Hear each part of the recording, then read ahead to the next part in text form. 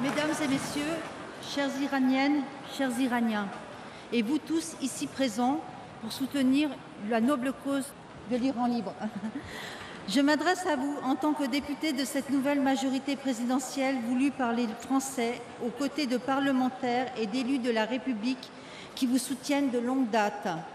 Je sais combien, même en France, la démocratie reste un édifice fragile, un édifice menacé par les extrémistes dont les idées sont basées sur le repli sur soi et le rejet de l'autre.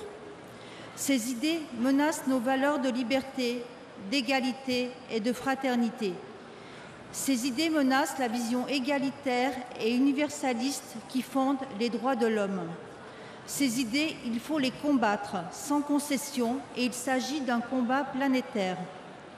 René Cassin, un des auteurs de la Déclaration universelle des droits de l'homme, l'a justement dit, et je le cite, « Il n'y aura pas de paix sur cette terre tant que les droits de l'homme seront violés en quelque partie du monde que ce soit. » Je sais que chez vous, en Iran, vous souffrez d'une théocratie autoritaire, maintes fois condamnée par l'ONU pour violation des droits de l'homme sous toutes ses formes. Il y a quelques semaines encore, Amnesty International annonçait que 55% des exécutions dans le monde en 2016 avaient eu lieu en Iran.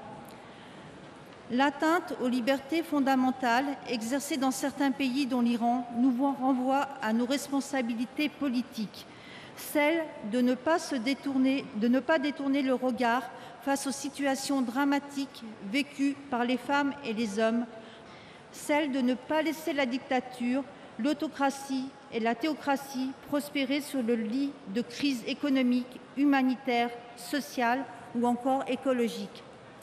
Dès lors, les pays démocratiques comme la France, patrie des droits de l'homme, ont de vrais défis à relever pour soutenir des peuples comme le peuple iranien.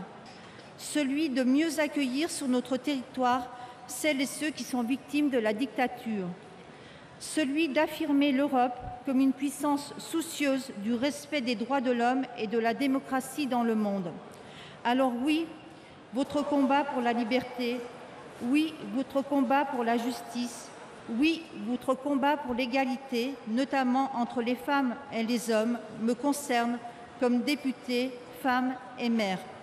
Même si le combat est long et difficile, l'histoire témoigne qu'il mène toujours à la victoire de la lumière contre l'obscurantisme, de la démocratie contre la dictature, des droits de l'homme contre la répression.